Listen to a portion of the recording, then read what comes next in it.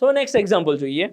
અહીંયા શું થશે, આપણે હમણાં વાત થઈ એ પ્રમાણે કે સૌથી નાનો આંકડો હોય એનો ઘડિયો બોલવાનું ચાલુ કરવાનો. સૌથી નાનો અંક કયો છે તો કે 11. 11નો ઘડિયો બોલવાનો અને છેદ સામે ધ્યાન રાખો. જો ઘડિયા ખતરનાક તમારા હોય તો ડાયરેક્ટ અહીંયા દેખાશે કે 11 × 8 = 88 થાય. તો 88 ની જગ્યાએ આપણે 11 × 8 લખી શકીએ. હવે આ 11 ઉડી જશે.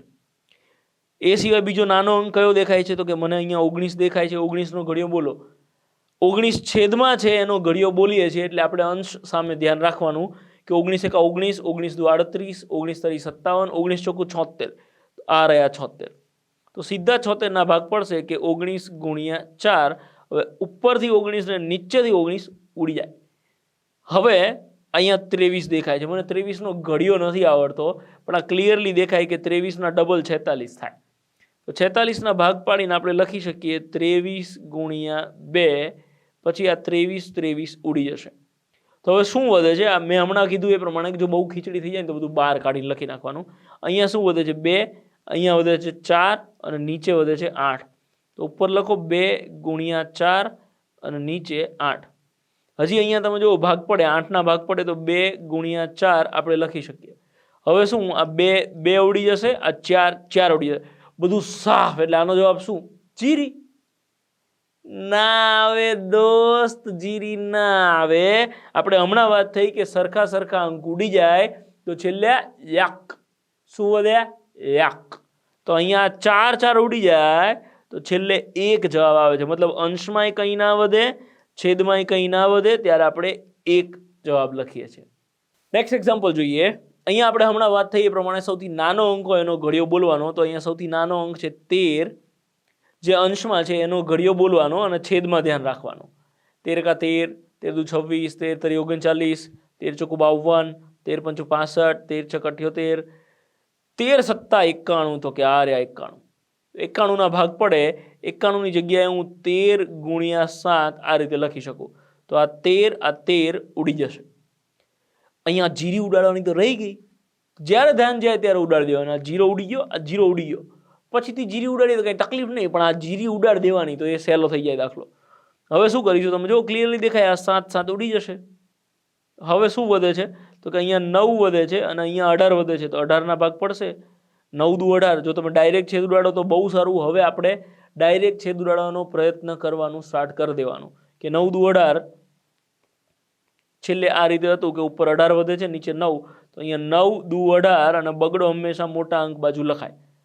હજી શું વધે છે તો કે અહીંયા 2 વધે છે અને અહીંયા 14 વધે છે. તો ડાયરેક્ટ છેદ ઉડાડો. 2 × 7 = 14. તો 2 × 7 = 14. 7 અહીંયા હંમેશા મોટા અંક બાજુ લખાય.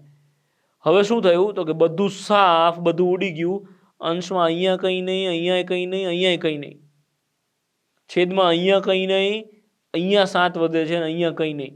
જો કંઈ જ ના રહેતું હોય તો આપણે 1 લખત, પણ અહીંયા છેદમાં 7 વધે છે તો છેદમાં 7 લખીશું અને અંશમાં કંઈ નહીં એટલે 1 લખવો પડે.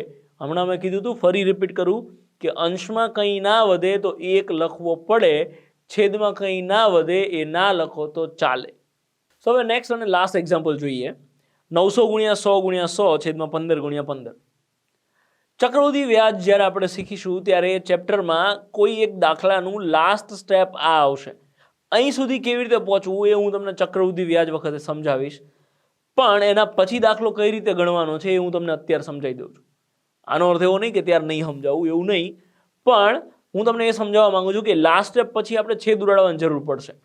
સો અહીંયા આપણે સમજી લઈએ કે આનો આપણે છેદ કઈ રીતે ઉડાડીશું. તો સૌથી નાના અંકનો ઘડિયો બોલીએ છીએ આપણે. તો સૌથી નાનો અંક છે 15. 15નો ઘડિયો બોલીએ. 15 × 15, 15. તો અહીંયા તો બધી 900 અને 100 એવી સંખ્યા છે. પણ અહીંયા ક્લિયરલી દેખાય કે 15 × 6 = 90 થાય.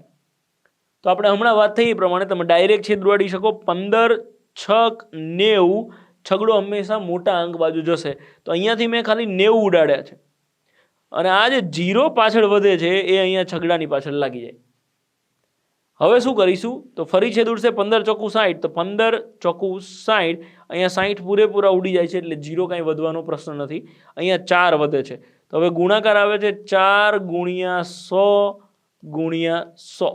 હવે તમને બધાને ખબર હશે, ના ખબર હોય તો હું કહી દઉં કે જ્યારે ગુણાકાર તમે કરતા હોય આવી રીતે કોઈ સંખ્યાનો અને એ સંખ્યામાં ક્યાંય 0 છે તો 0 બહુ ડાયા. ગુણાકાર ભાગાકારમાં ક્યાંય આપણને નડે નહીં, એ પ્રેમથી કેલ્ક્યુલેશનમાં ગોઠવાઈ જાય. મતલબ શું કે અહીંયા ગુણાકાર કરવાનો છે તો આ છેડેના 1 2 બંને 0 સીધા જવાબમાં લખી નાખો. અહીંયા છેડેના 1 2 બંને 0 સીધા જવાબમાં લખી નાખો.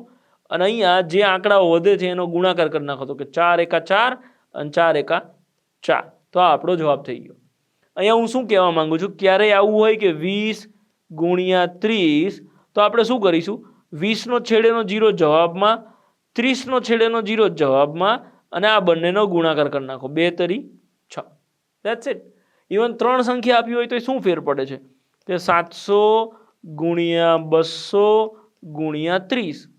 તો આનો ગુણાકાર એકદમ ઇઝી. 700ના છેલ્લા 2 0 જવાબમાં મૂકી દો, 200ના છેલ્લા 2 0 જવાબમાં મૂકી દો, આ 30નો છેલ્લો 0 જવાબમાં મૂકી દો.